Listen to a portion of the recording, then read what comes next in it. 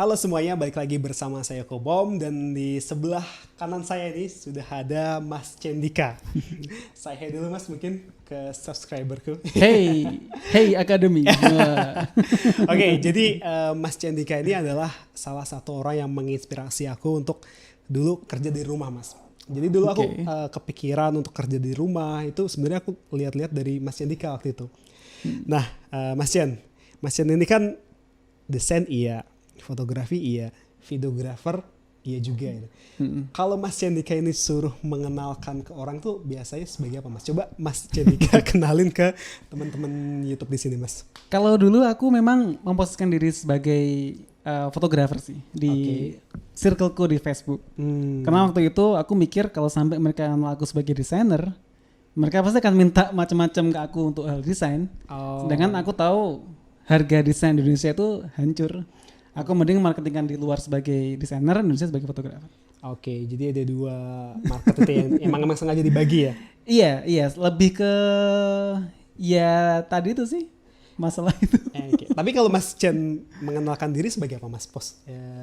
Kalau aku kalau walaupun banyak yang tak kerjain juga, aku selalu bilang aku sebagai full time freelancer aja deh gitu. Kalau Mas Chen itu sebagai apa Mas? Sebagai visual enthusiast. Dalam nih. Karena memang suka semua, suka ilustrasi, suka fotografi, suka videografi. Nah iya, itu yang pengen aku bahas di sini. Saking banyaknya tuh sampai kadang bingung nih bagi waktunya gimana gitu ya. Nah langsung aja nih Mas Chen, aku pengen ulik perjalanan karir Mas Cendika lah dari mulai dulu kerja remote ya, sampai sekarang pun kerja remote juga sampai bangun bisnis sendiri ya. Ini sedikit preview aja nih ya. Jadi Mas Cendika ini adalah salah satu seorang pekerja remote di salah satu perusahaan Amerika ya, GE Transportasi. Sebagai apa Mas posisinya Mas? Sebagai senior user experience interaction designer. Oke. Nah sampai sebelum sampai situ ya Mas ya, dulu tuh gimana sih Mas Cendika ceritanya belajar desain sampai kerja remote? Coba ceritakan awal mulanya Mas. Bakal panjang banget. Bakal panjang ya. Mulai dari awal aja deh sampai kenal desain, kenal desain sampai menghasilkan pertama itu gimana ceritanya dulu Mas? Secara singkat sih dulu sudah suka gambar sejak SMA. Terus kemudian di kuliah itu kerja di departemen IT. Jadi memang semenjak kuliah aku termasuk orang yang gak suka nongkrong sih. Sukanya kerja. Mungkin juga sama kan. Maksudnya uang ya? Iya, dalam dunia kuliah tuh udah gak suka nongkrong. Nongkrongnya sama dosen, kerja di departemen IT, kenal internet, kemudian tahu ada kita bisa cari uang di internet. Karena waktu itu iseng buka situs freelancer.com, tahu ada itu langsung resign kerjaan di kampus. Itu masih belum wisuda juga. Langsung fokus di sana, dapat klien pertama. Langsung tawari full time sama kliennya itu. Sejak kuliah sudah dibayar $1 per minggu. Langsung nekat nyicil mobil. bisa pakai mobil sebelum wisuda. Terus kemudian sampai akhirnya telat lulus kuliah. Terus kemudian dipercaya sama bos untuk bikin tim, bikin kantor di Indonesia, beli perlengkapan komputer dan sebagainya, meng-hire teman-teman di Indonesia, kemudian bangkrut perusahaannya. Yang Amerikanya itu? Iya, Amerikanya. Kemudian ikut kompetisi online di Top Coder. Jadi finalis di UI Design Track di Global 2016, juara 3, tawari kerja di GE. Kerja di GE sampai 3 tahun sampai sekarang. Oke. Singkat banget. Langsung saya ya. berusaha sesingkat-singkatnya. Di brief pokoknya 10 menit Mas Cendika. Nah saya penasaran nih Mas, awalnya kenal desain itu dari desain apa dulu nih Mas? Tadi kan ngomong platformnya freelancer ya. Nah waktu itu desainnya pertama kali yang dikerjain apa Mas? Desainnya dulu suka desain grafis sih. Desain grafis. Zaman dulu kan belum ada UI kan. Jadi desain kaos. Sama sih. Aku ingat banget waktu kuliah tuh zaman masih suka desain kaos di Corel Draw itu satu kaosnya dihargai 25.000. Itu udah seneng banget waktu itu. Oh, berarti awal mula dari jualan desain kaos ilustrasi itu. Terus kemudian tahun 2000 berikutnya tahu Tools Freelancer itu, tahu kontes-kontes desain website juga masih pakai Corel. Dan gampang sih shifting dari desainer grafis ke UI designer tuh gampang banget. Oh, berarti mulai dari tadi ilustrasi kaos langsung pindah ke UI. Ke UI design. Ada alasan tertentu nggak kenapa pindah situ? Duitnya lebih banyak. Dulu waktu itu desain pertama kali menang kontes di 99 tuh bikin desain website pakai Corel Draw gitu. Bodoh banget sih pakai Corel Draw desain website tuh. Tapi menang. Mendapat $400. Oke. Langsung waktu itu udah semangat banget untuk Itu zaman kuliah. Masih kuliah ya. Dan lucunya gini, kebanyakan uang yang aku dapatkan di desain aku spendingnya ke fotografi sih.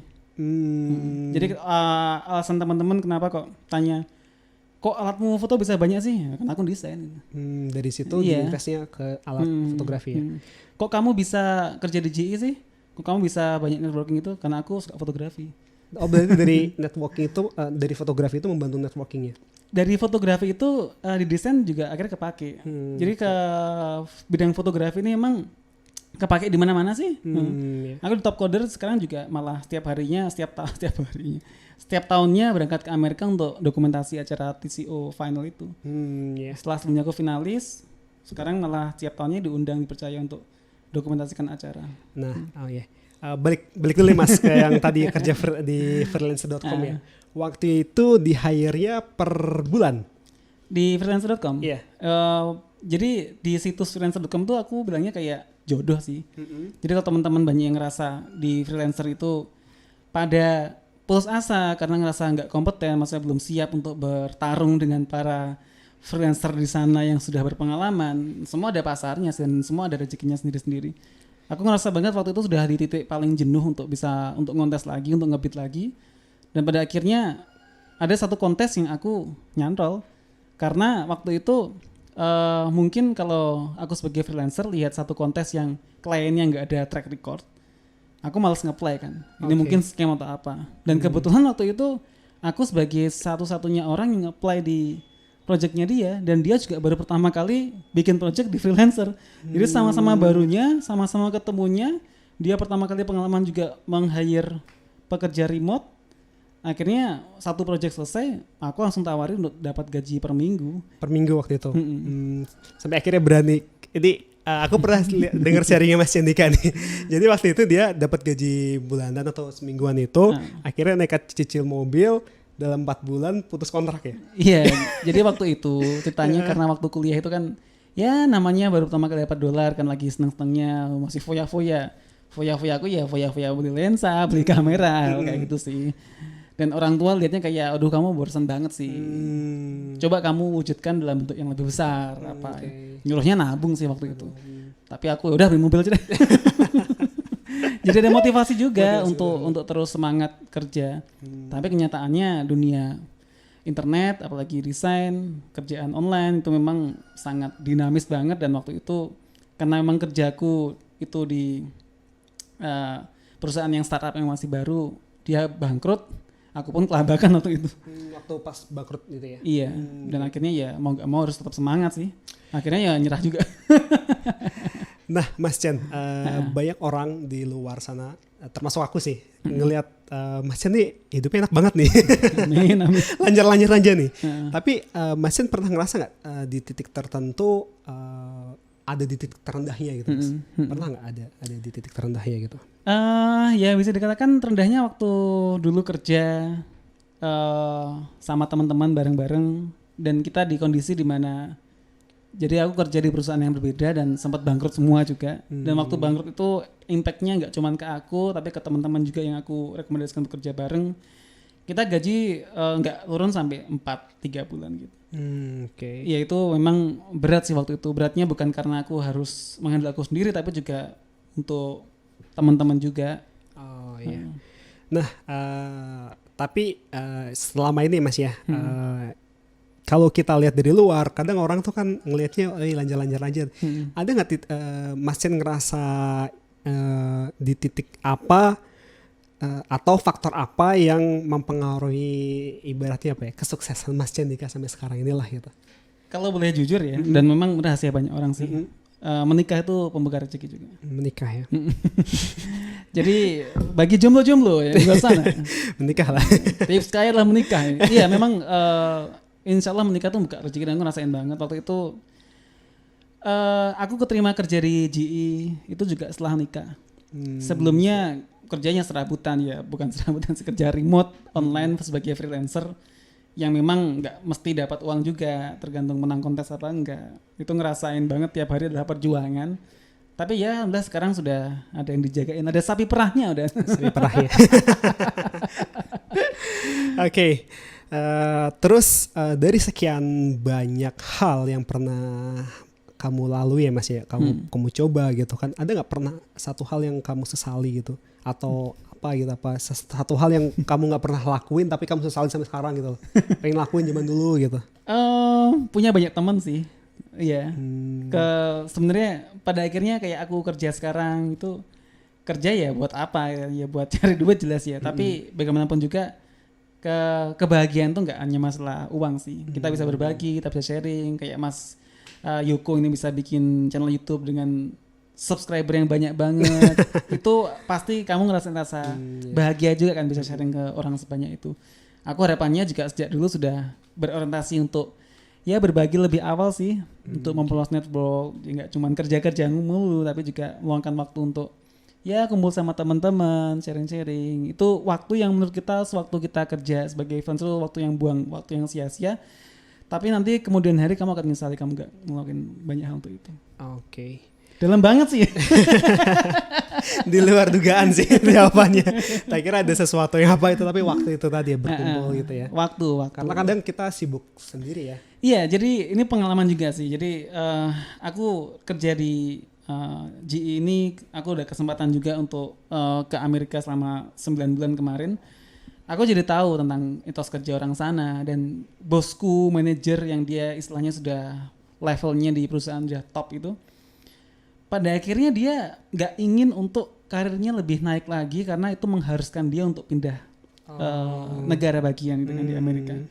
Dia memutuskan untuk mengorbankan karirnya hanya untuk bisa punya waktu dengan teman-temannya. Karena bagi dia itu it's the matter most gitu. Daripada kamu ngejar karir, karena aku nggak tahu yang di pikiran dia ya, tapi aku lihatnya mungkin dia udah merasa hampa sih. Banyak orang suicide di Amerika, stres itu karena memang mereka nggak merasakan kebahagiaan. Jadi mengejar kebahagiaan, meluangkan waktu, lebih santai, relax, nikmat hidup tuh hal yang mungkin akan kamu sesali kemudian kalau kamu nggak lakuin saat ini. Apalagi kesehatan tuh utama banget. Oke. Ini nggak butuh orang tua banget.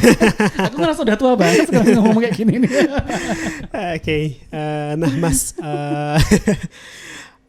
ini pertanyaan yang pengen aku tanyakan sih. Mas Cendika ini kan dibilang ya kalau di antara teman sebayanya mungkin atau di teman seprofesi ya dia bisa dibilang lebih sukses lah.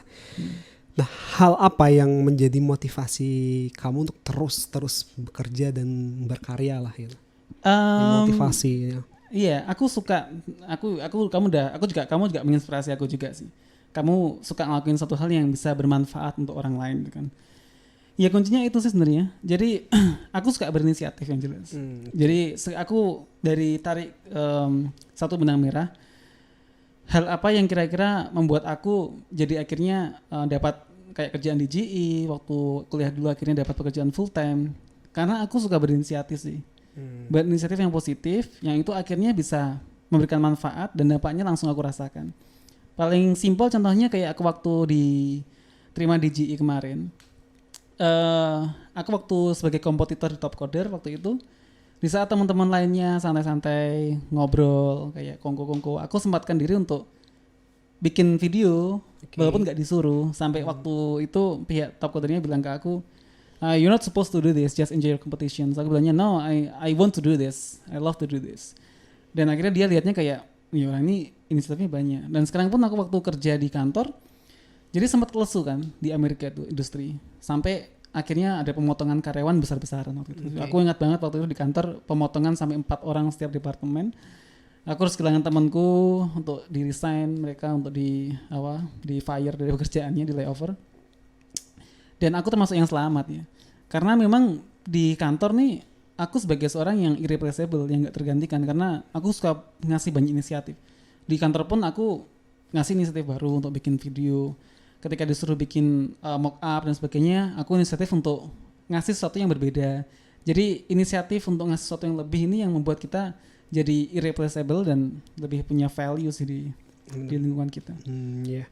Jadi kayak orang ngelihatnya juga, wah ini nilainya banyak nih orang ini gitu Iya. ya. Aku juga sering banget lihat nih Mas Cendika ini kan hobinya fotografi dan videografi juga ya. Dia kayak sering buat video dulu kalau nggak salah yang masjid itu ya Mas ya, Masjid Wadid dibuatin itu. Itu inisiatif juga ya. Itu nggak disuruh. Sampai akhirnya malah dapat project ya. Diundang rektornya. Hmm. Namanya dapat project tapi nggak aku selesaikan. Tapi Itu urusan lain. tapi karena gara-gara inisiatif itu tadi. Iya, karena inisiatif itu. Aku mah nggak expect sampai diundang rektor, sampai disuruh bikin project karena waktu nggak punya waktu sih emang. Tapi ya ternyata ya gitu bisa. Nah tadi ngomongin waktu. Ini banyak yang tanya juga. Tadi request pertanyaan juga Mas. Aku buka pertanyaan tadi di Instagram. Banyak yang tanya Mas Cendika ini bagi waktunya gimana antara kerja remote dan jalanin bisnis dan hobinya itu? Jadi aku merasa memang aku nekat banget ya. Maksudnya udah kerja full time. Jadi sekarang kerjaanku ini aku kerja full time di GE. Aku ngelit tim Overloops. Overloop sendiri punya banyak klien yang kebanyakan kliennya itu juga datangnya dari aku. Kita nangani startup sebagai in-house medianya di startup. Kita juga nangani sebagai in-house medianya untuk klien di luar negeri namanya nggak usah sebutin namanya. Terus ada lagi beberapa klien lain dan sebenarnya ini proyeknya semua datangnya dari aku dan klien ekspektasinya emang aku yang ngerjain sih. Iya kan? Dan aku bisa ngelakuin ini karena aku punya tim. Jadi tim di Overloops ini memang beberapa memang tugasnya assist aku untuk kerjaan-kerjaanku dan aku tipe orang yang suka ngelakuin banyak hal sekaligus. Jadi kepuasanku dalam kerja itu ketika aku bisa ngelakuin banyak hal, seneng aja sih bisa produktif itu kepuasan tersendiri bagi aku. Dan ketika aku sudah nemuin sebuah pattern, ya udah aku delegasi aja. Tapi semua biasanya aku awali, entar mereka tinggal delegate aja untuk menyelesaikan itu. Dan aku senang ketika aku bisa mentransfer kerjaan, otomatis juga ngetransfer knowledge juga kan. Itu kepuasan tersendiri juga. Nah, aku penasaran gimana dulu awalnya dari mulai kerja sendirian ya sampai hire tim itu Mas Cendika bagi kan dulu ya kalau yang aku rasain sendiri kalau misalnya aku mau bangun tim ya dulu aku kerja sendiri aku sisihin uang nih ibarat nabung buat hire tim lah buat invest ke tim itu tadi apakah itu juga dilakuin juga selama ini? Nah ini misteri juga sih aku juga jujur aku waktu orang tua kesini gitu orang tua kan mesti kan ada rasa kekhawatiran kan akan gimana anaknya gitu kan. Karyawan di Overloop sekarang sudah total kita 10 orang gitu kan. Pasti orang tua yang dipikir pertama adalah kamu gaji orang sebelah itu uang dari mana gitu. Iya. Takutnya aku nge-spend uang dari GE dari kerjaan full timeku yang harusnya aku tabung sih untuk sesuatu yang lebih besar tuh malah aku spendingan untuk mereka untuk menggaji karyawan dengan orang tua lihatnya kayak ini proyeknya kayaknya nggak ada juga nggak yang selalu punya proyek dengan pemerintah mana nggak kayak gitu tapi ya rezeki itu juga datangnya dari mana saja sih dan ketika kita niat untuk buka sebuah lapangan pekerjaan niatnya untuk menghasilkan pekerjaan buka lapangan kerjaan membantu teman-teman yang mendapat kerjaan karena aku sendiri juga agak lihatnya tuh ketika aku buka lowongan pekerjaan yang gajinya nggak seberapa sih UMR doang gitu kan yang menurutku udah banyak tapi yang lamar juga banyak banget ternyata memang orang tuh sedis ya butuh orang banyak orang butuh pekerjaan tuh dan kita memang harus ya kalau nggak kita ya bukan siapa lagi sih kalau yang mampu ya kalau bisa lo ciptakan lapangan kerjaan karena setelah kamu nanti niat kayak gitu kamu mempekerjakan orang nanti rezeki ada aja aku ketika bukaan pertama ini aku sempat mikir nih datangnya dari mana besok gajinya itu tapi ada aja project-project baru yang datang yang nggak aku duga nggak marketing nggak apa tiba-tiba datang sendiri aja mungkin rezeki mereka juga.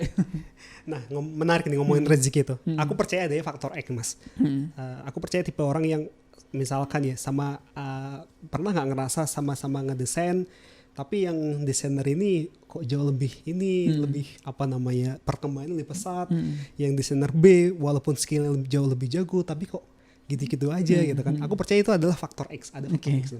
Apa faktor X Mas Cendika? Enggak tahu. Enggak bisa jawab ya. Enggak ngerti juga. Aku merasa yang lebih hebat dari aku juga banyak banget sih. Tapi yang mungkin di lainnya temanku yang masih yang struggling itu juga masih banyak dan semuanya ya misteri yang di atas. Oke, terus ngomongin finansial atau membagi cara ini soalnya banyak banget juga ya teman-teman yang tanya ya, gimana tipsnya nih mengatur keuangan untuk remote worker atau yang kita kerja dari rumah, atau dulu Mas Chan pernah ngalamin kerja freelance juga. Kalau Mas Chan sendiri lebih gimana pendekatan ngatur keuangannya? Aku termasuk orang yang boros ya, nggak bisa ngatur uang. Gitu ya. Jujur aja sih. Aku borosnya tapi gini, aku beruntung banget. Hobiku tuh hobi yang produktif. Oke. Jadi tips tuh satu aja sih, kalau teman-teman memang tipe orang yang konsumtif, ya cari hobi yang produktif juga. Kayak aku hobiku di bidang multimedia kayak gini nih. Jadi ketika aku borosku at least masih menghasilkan sesuatu lah, minimal menghasilkan karya sih. Okay. Berarti spendnya buat beli alat. Iya, jadi hati-hatilah memilih hobi lah ini caranya. Hati-hati. Oke. Aku dulu sempat juga hobi sepeda gitu. Ya. Masih lanjut sampai sekarang? Gak lanjut karena aku menikah. Jadi aku habiskan semua keinginanku sepeda sebelum menikah. Mungkin beli 2 sepeda sekaligus terus baru nikah. Gitu. Karena habis itu dilarang ya. Habis itu udah kayak gak mau ada kesempatan lagi deh. Oke. Terus satu lagi nih yang pengen aku tanyakan. Tadi aku udah tanya kayak kekuatan atau masih Mas Cendika. Ada nggak Mas ngerasa kelemahanmu selama itu di bidang apa? Di apa itulah? Atau kalau Superman kan kayak kryptonite-nya itulah. Aku salut banget sama kayak kamu Yuko. Kamu sampai bikin e-course dan sebagainya. Aku orangnya malas belajar sih. Malas baca. Masa sih Mas Chen malas belajar? Malas mau belajar aku. Serius nih? Serius. Gak suka belajar, gak suka baca, gak suka belajar. Aku suka doing sih. Aku learning by seeing. Jadi kayak hal-hal yang aku lakuin tuh semuanya serba aku self exploration aja. Bener-bener kayak ya kalau butuh aja aku belajar, tapi bukan tipe orang yang suka belajar. Itu kelemahanku sih sebenarnya. Berarti kalau belajar misalkan fotografi ini langsung praktek aja gitu. Praktek aja, maksudnya ya udah ngulik sendiri. Okay. Aku kayak belajar coding waktu kuliah dulu juga ngulik sendiri, nah akhirnya nggak bisa juga. Oke. Iya, jadi aku beruntung banget untuk kerja di bidang desain karena nggak perlu banyak belajar. Aku hanya perlu banyak explore. Dan aku learning by seeing, hanya perlu nambah visual experience, akhirnya ya nambah sendiri ilmunya. Makanya salut kayak kamu yang suka belajar tuh, aku nggak bisa. Kaget aku jawabannya. Tak kira kamu itu tipe orang yang suka belajar hal sesuatu baru terus diterapin gitu nggak ya? Tipe yang iya, aku bukan gitu contoh yang bagus sih kayaknya karena orang bilang katanya wah belajar tuh ilmu sebagainya, dan aku merasa belajar itu sia-sia sih. Kenapa gitu? Kalau kita belajar sesuatu yang nggak kita pakai itu sia-sia kan. Aku merasa sekolah itu sia-sia gitu ya. Aku ngapain sih dulu banyak. Makanya kalau aku belajar tuh hanya ketika aku kepentok sesuatu hal. Aku baru belajar. Pas butuh. Iya. Aku yakin akan bermanfaat. Iya betul. Enggak yang kayak harus 2 buku setiap minggu itu enggak. Iya paham. Iya emang ada juga yang pas aku ngobrol sama salah satu internet marketer sih sebenarnya yang aku pelajari gitu, dia bilang juga gitu Mas, pelajarilah hal-hal yang lagi butuh aja itu, karena kalau kamu pas belajar ini nanti pasti lupa gitu. Lupa nggak kepake gitu, jadi pas kita butuh sesuatu baru dipelajari gitu. Tapi aku termotivasi juga kamu bilang, makanya aku tertarik. Aku suka berbagi nih, aku suka sih kalau berbagi, karena termasuk aku bikin podcast dan sebagainya tuh, karena bagiku bisa berbagi, membuat orang mendapatkan manfaat tuh kebahagiaan tersendiri sih. Makanya kalau aku mungkin ada niat dan akhirnya terlaksana, pengen sih ngikutin jejakmu juga, bikin course gitu. Aku belajar karena aku ada motivasi untuk mengajari orang. Oke. Itu lebih menurutku lebih reasonable alasan buat belajar. Oke, aku baca salah satu pertanyaan di Instagram lagi ya Mas. Ada pertanyaan dari Kairuman23. Ini pertanyaan yang paling sering juga ditanyakan. Gimana cara mencari dan dapetin kerja remote, serta apa aja yang perlu disiapin ketika proses rekrutmen gitulah gitu. Nggak ngerti aku. Jadi aku dapat dari aku direkrut bukan. Tapi awalnya Mas Chen tuh mungkin dia maksudnya adalah gimana cara Mas Chen tuh kok bisa dapat link di situ gitu. Link kayak misalkan tadi direkrut perusahaan Amerika untuk kerja untuk bikin kantor di sini, itu dari platform apa gitu mungkin. Aku tuh sama sekali nggak pernah punya keinginan buat kerja full time remote sih sebenarnya. Tapi kalau pertanyaan itu mungkin bukan dari pengalamanku pribadi sih, justru dari pengalamanku meng-hire orang. Yang penting tuh buat kamu berbeda ya sih. Jadi ketika kamu merasa ini adalah sebuah kompetisi, kamu harus bisa benar-benar memposisikan diri kamu punya faktor X yang bisa membuat orang lain tuh punya pertimbangan buat nge-hire kamu. Jadi hal sederhana kayak dan posisikan diri kamu sebagai orang yang ngerekrut kamu atau memberikan kamu pekerjaan. Kadang orang malas kayak aku ngasih portfolio nih, kasih banyak banget link di YouTube gitu. Orang nggak akan sempat lihat semuanya gitu. Kamu hanya perlu satu portfolio yang paling bagus saja, karena kalau kamu berempati kepada klien atau berempati kepada calon klien atau kepada calon manajer kamu, orang yang hire kamu akan di posisi di mana kamu mendapat banyak sekali lamaran pekerjaan yang kamu harus mensortir cara apa yang membuat dia mudah melihat kamu dan langsung tunjukin potensi kamu, buat kamu stand out.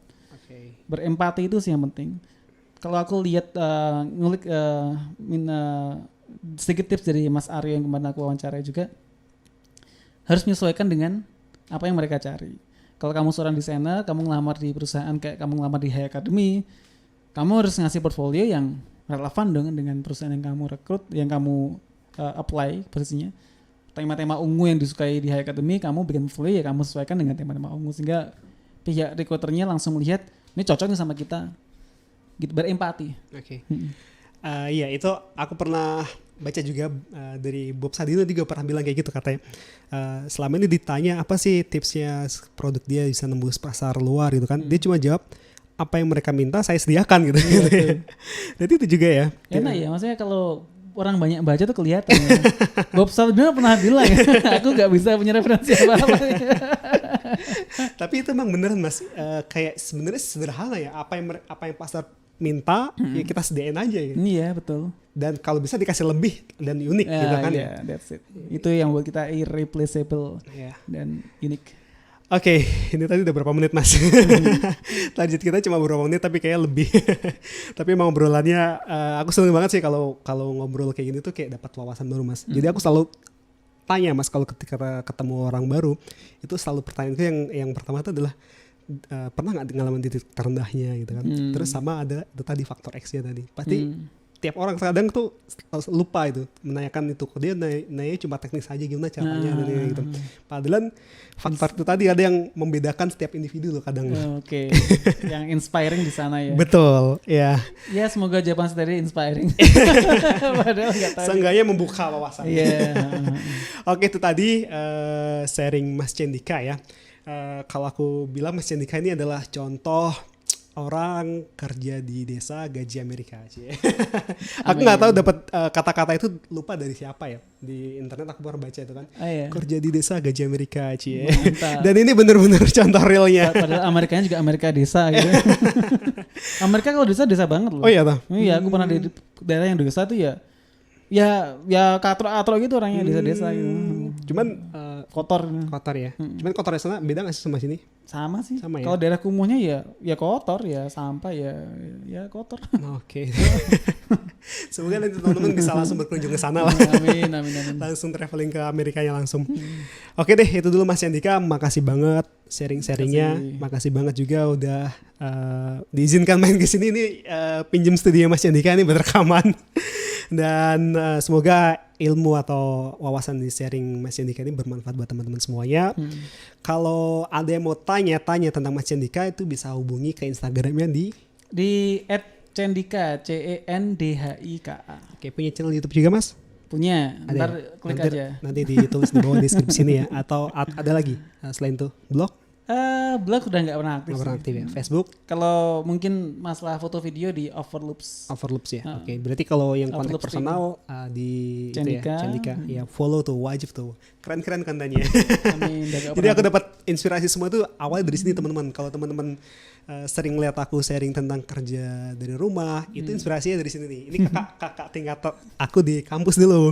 Jadi aku ngeliat dia kerja di rumah, gitu kan, terinspirasi dari dia. Siap. Oke Mas Yandika, makasih banyak. Makasih juga untuk teman-teman. Sampai jumpa di video selanjutnya. Saya Kobom dan Mas Yandika. Terima kasih.